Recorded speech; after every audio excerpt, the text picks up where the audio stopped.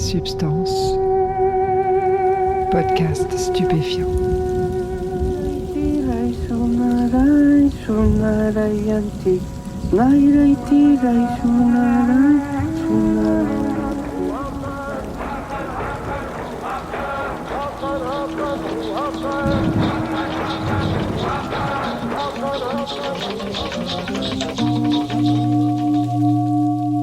Bonjour à tous, bienvenue dans Substance, Missungi et la personne derrière elle, épisode 1.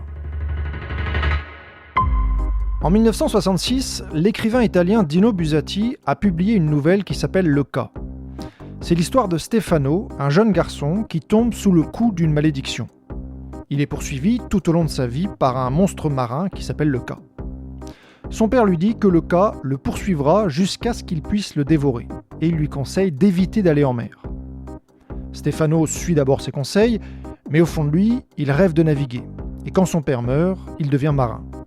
À chaque voyage, il voit derrière lui l'aileron du Cas qui le poursuit.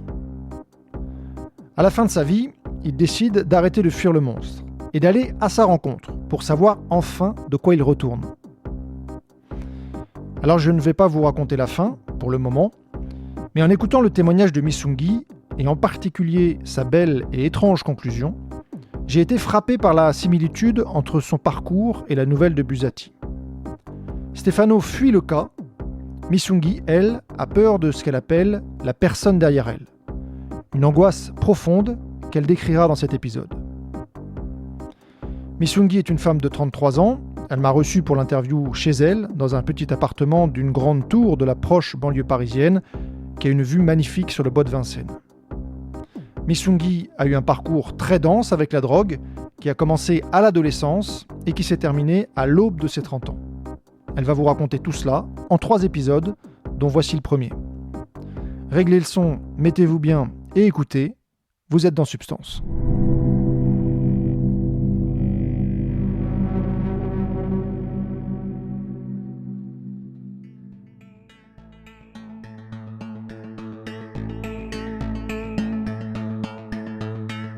Je suis née à Aix-les-Bains, donc en Savoie. De 2 parents, un homme et une femme. Ma mère a été instite et directrice d'école toute sa vie, en maternelle. Et mon père, quand j'étais toute petite, jusqu'à mes 5 ans, il avait un magasin de moto dans lequel il faisait de la mécanique moto. Et puis, vers mes 5 ans, à la naissance de ma petite sœur, à peu près tout ça en même temps, le magasin a coulé.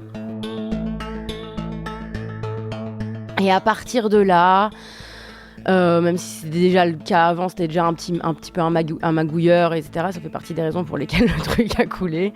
Mais à partir de ce moment-là, il n'est jamais vraiment retourné au taf et ça a toujours été un peu des allers-retours entre des tentatives par-ci par-là, de la magouille, voilà. Et puis, vers mes 12 ans, mes parents se sont séparés. Et là, disons qu'avec ma mère, il avait une espèce de cadre.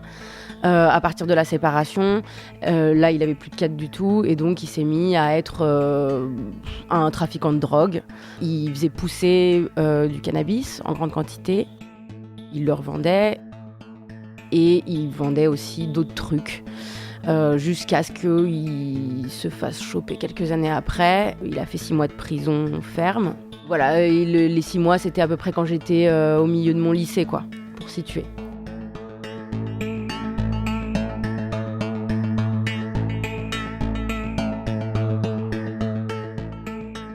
Dans ma famille, au niveau drogue, l'alcool, c'était pas trop un truc présent. Par contre, il fumait des joints. Ma mère de manière très occasionnelle, alors que mon père, c'était pas forcément toute la journée au début, quand ils étaient encore ensemble, mes parents. Mais après qu'ils soient séparés, c'est clair que c'était toute la journée. Il fumait des pétards comme il fumait des cigarettes, quoi, comme on fumerait des cigarettes.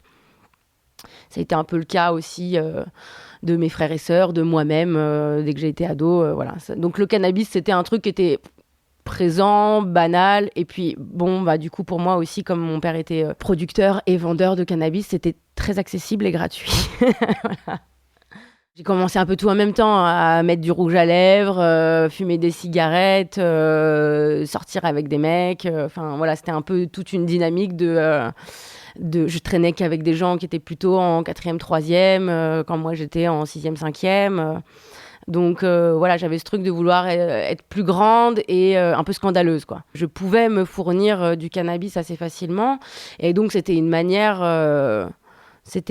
de ramener un truc au collège qui me fasse être stylé, quoi. Tu vois. Ouais, c'était une manière de moi me faire une place dans le groupe social d'adolescents auquel j'appartenais, quoi. Et c'était plutôt moi qui l'amenais que des autres qui me l'ont fait tourner, quoi. C'est plutôt moi qui l'ai amené, en fait, quoi, au collège. Je me suis fait choper par mon père parce que je vendais des sacs plastiques Carrefour remplis pour 100 francs. Il me disait, non mais là tu niques le marché, meuf. Si tu veux de la bœuf ou du fric, tu me dis, je t'en donne, mais t'arrêtes de foutre la merde, là. Ma mère, donc, qui était quand même plus dans l'autodiscipline, en tout cas, avec elle-même, quoi. C'était moins n'importe quoi, son rapport, elle, aux drogues en général. Par contre, elle était pas c'est pas une prohibitionniste, quoi, tu vois. Elle me disait, bon, bah, ok, je conçois, en fait, je pense que tu vas faire ci, tu vas faire ça, etc. Donc, elle avait une approche RDR, réduction des risques, donc, où elle me disait, voilà, le cannabis, c'est ça, la cigarette, c'est ça, les risques que t'encours, c'est ça, n'en prends pas plus que ça, parlement, voilà. Mais de manière générale, avec la sexualité, c'était pareil. Elle a eu cette approche de chercher coûte que coûte à conserver un dialogue avec moi. En gros, elle voulait savoir ce que je faisais, et pour savoir ce que je faisais, elle avait bien compris que me dire que c'était pas bien, c'était pas vraiment une approche efficace. Et du coup, elle me disait pas non plus que c'était super, mais elle était pas dans l'interdiction, elle était plus dans l'accompagnement, le guidage, quoi. Malgré les consignes de modération de sa mère, Misunggi se met à boire pas mal d'alcool au lycée. Sa consommation de cannabis augmente également, et elle finit par en fumer énormément, jusqu'à 15-20 joints par jour en terminale. Une consommation aussi importante d'alcool et de cannabis arrive rarement par hasard, donc j'ai demandé à Misunggi quel était, selon elle, le moteur de tout cela. Il y a toujours eu chez moi une curiosité, une envie de faire des trucs, a fortiori si c'était interdit, mais c'était plus il y avait une forme de rébellion et aussi une forme de curiosité, d'avoir envie d'expérimenter un maximum de choses, de rien m'interdire, au contraire, etc. Ben, j'avais quand même toujours cette espèce de posture que j'avais également avec le sexe, hein. Pour moi, ça allait avec, hein. J'étais aussi quelqu'un qui avait une sexualité prolixe, et aussi pas seulement que j'avais beaucoup d'amants, mais que aussi j'en parlais, en fait, beaucoup. Et ça, c'était à la rigueur plus transgressif que de le faire beaucoup, c'était surtout d'en parler beaucoup. Et donc j'avais toujours cette espèce de rôle d'être un peu provocatrice, etc. Je pense qu'il y a eu aussi un truc au collège qui a été un peu prégnant dans ce besoin de provoquer, c'est qu'à un moment donné, on m'a collé une réputation de Marie Couchola pour un truc que j'avais pas fait. On a dit que j'avais baisé avec je sais pas qui, alors que je l'avais pas fait. Et du coup, à ce moment-là, au lieu d'essayer de prouver ma pureté, etc., j'ai plutôt eu la réaction inverse de dire, mais en fait, vous êtes vraiment des gros cons, et vous voulez que je sois une salope, je vais vous montrer ce que c'est qu'une salope. Et je vais vous déranger jusqu'à ce que... il y avait après une espèce de truc de surenchère de « et ça, c'est dérangeant, et ça, c'est dérangeant, est-ce que ça, c'est dérangeant, et si je fais ça, vous êtes toujours aussi mal à l'aise ?» Et donc, il y avait vraiment ce truc-là. Puis après, c'est devenu donc, constitutif un peu de ma personne, ce truc d'emmerder un peu tout le monde. Et du coup, il y avait ça, mais après, je pense que, mon père, la séparation de mes parents, mon père était violent avec ma mère, enfin, voilà, il y avait quand même plein de trucs avec lesquels je devais dealer en tant qu'ado, donc personne qui se construit, quoi. Du coup, j'étais aussi un peu dans ma famille, j'étais un peu la personne. J'ai été dans la fratrie, j'étais celle du milieu. Donc, je sais pas, mon frère a eu un accident.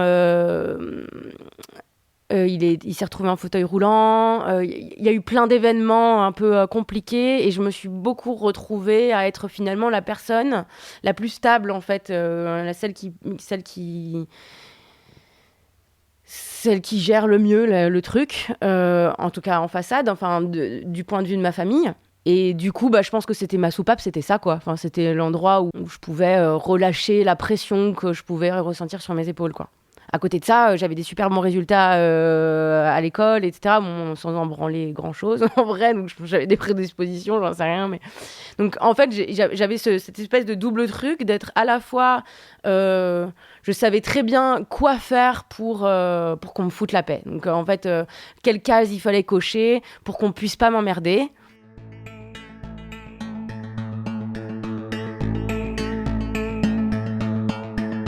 Donc avoir des bonnes notes, rendre les devoirs en temps et en heure. Mais à côté de ça, je pouvais être insolente, voilà, provocatrice.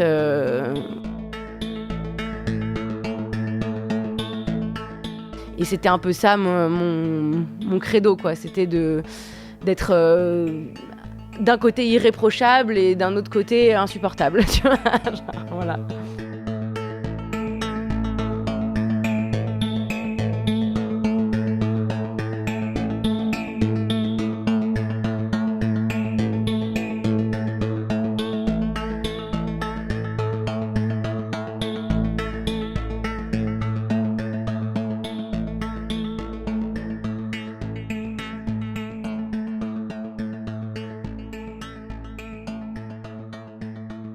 Après ces années de lycée, Misunggi a donc son bac en poche, elle quitte la Savoie et elle part à Paris pour faire ses études. Donc j'arrive à Paris pour faire une licence en sciences politiques. En fait, l'idée, c'était de passer le concours à l'UFM et d'être instite, comme ma mère, et comme sa mère, comme tu vois. Famille de gauchistes, hein. Donc ma grand-mère, la mère de ma mère et ma mère, donc instite, mais aussi communiste, et avec cette idée que la pédagogie, le savoir, c'est la liberté, machin.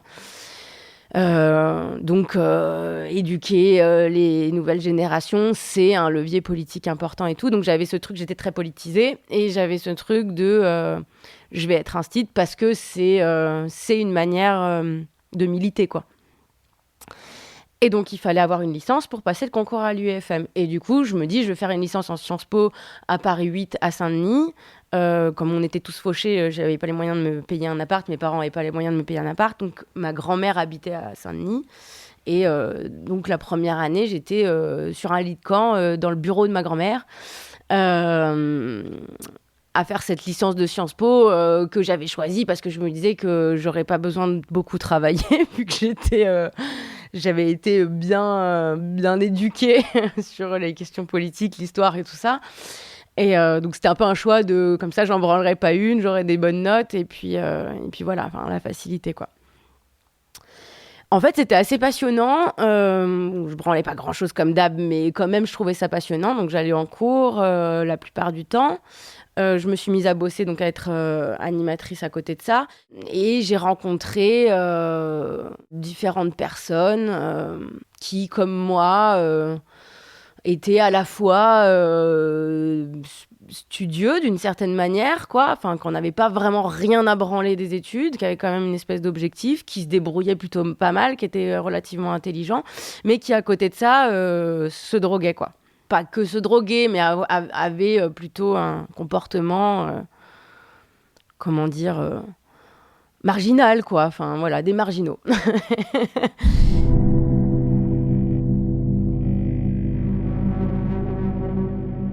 À cette époque, Misunggi se met en couple avec un étudiant qui consomme de la drogue, notamment des opiacés.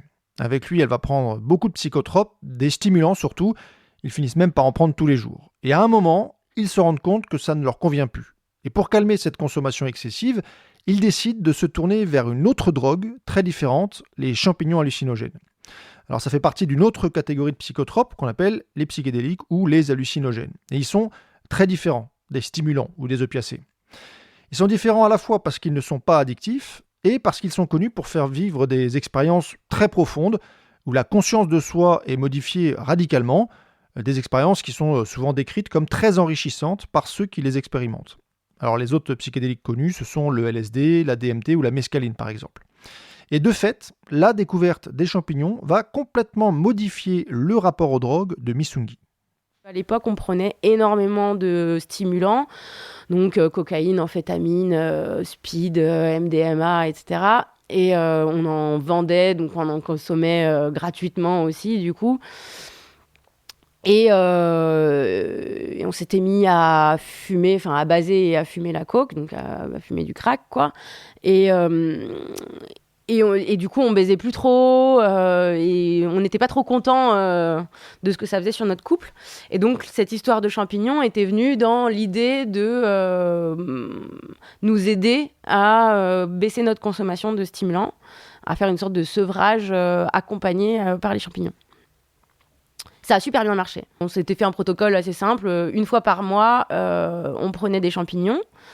Et le reste du temps, on avait continué à fumer des pétards et à boire des coups. Hein. On était des étudiants comme les autres. Mais on avait, je crois bien, relativement arrêté tout le reste. Je ne veux pas dire de bêtises, mais je crois bien qu'on avait arrêté tout le reste.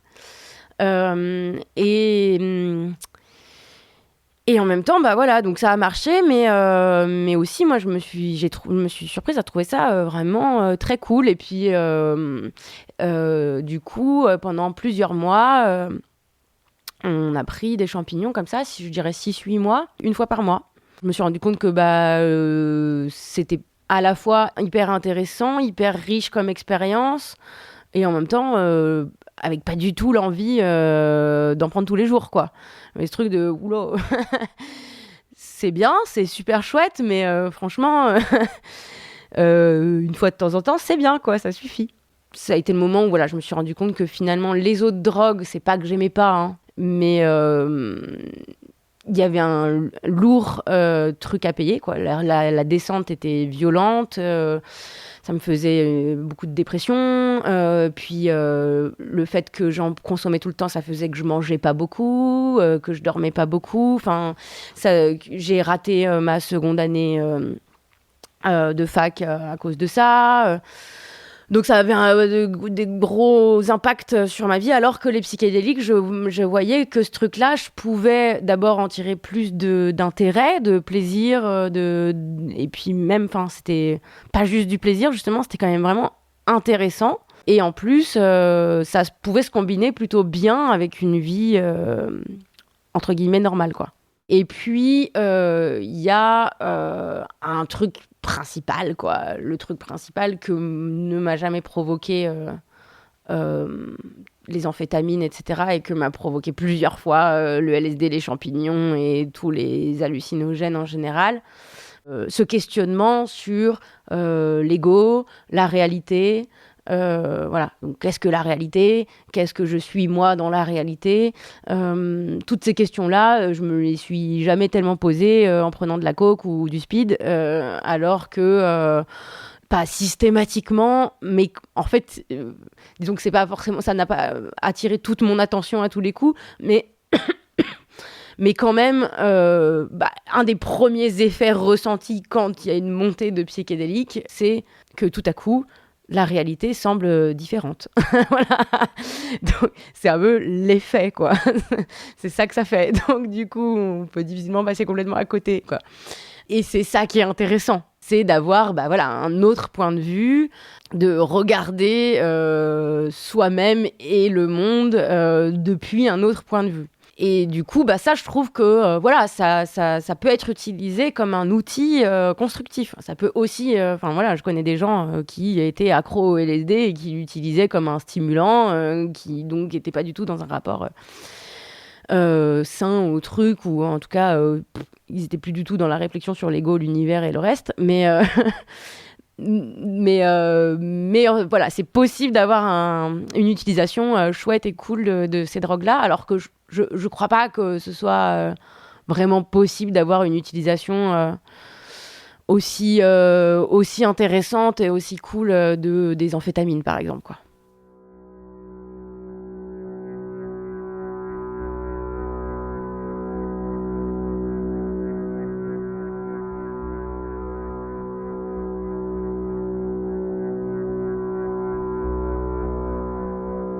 Et alors que le rapport de Misungwi avec la drogue évolue dans une direction plus calme, plus posée, moins destructrice, une angoisse héritée de son enfance prend, avec les années, de plus en plus de place dans son quotidien.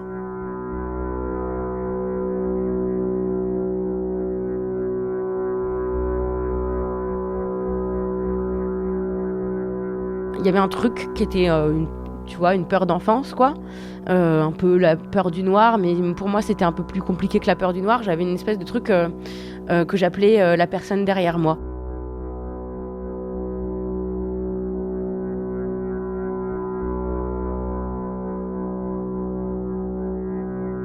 J'avais toujours l'impression qu'il y avait une menace qui venait de derrière moi et que donc je pouvais jamais voir, parce que quand tu te retournes, elle est toujours derrière toi, donc tu peux pas la voir. Et donc cette espèce de peur, elle se manifestait quand je marchais dans la rue seule, dans les toilettes aussi beaucoup. J'ai l'impression qu'il y avait quelqu'un derrière moi dans les toilettes, ou dans le trou des toilettes, ou dans le lit. Même en été, c'était compliqué pour moi de découvrir le dos de mon corps. En fait, j'avais une espèce de peur sur les fesses. J'ai l'impression qu'on allait m'attraper les fesses, je sais pas pourquoi. Des idées comme ça. Dans mon enfance, donc j'avais déjà un petit peu ce truc-là. J'avais les prémices de ça, j'ai toujours un peu peur du noir, un peu. Et puis il y avait un monstre que mon père avait inventé qui s'appelait le meu. Et le meu, il te croque les fesses. Enfin, tu vois, le croque-mitaine, il te bouffe les pieds. Le meu, il te croque les fesses. Donc il y avait cette espèce de résidu de ce truc de on va me croquer les fesses, là, tu vois. Et quand j'étais petite, c'était une espèce de peur d'enfant. Et puis, à force, en grandissant, c'est devenu quelque chose qui a pris de plus en plus de place et qui a fini par devenir assez handicapant, jusqu'à des crises où j'étais capable d'avoir presque des hallucinations, des attaques de panique dans lesquelles je pouvais avoir le sentiment que la pièce, les meubles, les objets étaient menaçants, un sentiment d'oppression. Donc, j'ai expérimenté ce genre de trucs. Je savais pas trop comment m'en sortir, et plus ça allait, plus ça devenait handicapant, parce que je pouvais pas aller aux toilettes seule la nuit. À pas dormir de la nuit parce que j'ai trop envie de pisser, mais à pas réussir à sortir de dessous ma couette parce que j'ai trop peur.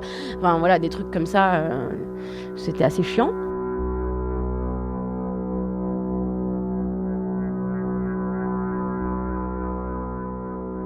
Cette peur de la personne derrière elle sera en arrière-plan de la prochaine étape du parcours de Misungwi avec la drogue. Elle va changer de compagnon, elle va découvrir de nouvelles drogues, et notamment l'iboga, une racine originaire de la forêt équatoriale africaine. Manger de l'iboga est une expérience radicale, particulièrement puissante, et ceux qui en prennent en reviennent souvent définitivement changés. Mais ça sera à découvrir dans le prochain épisode. D'ici là, portez-vous bien.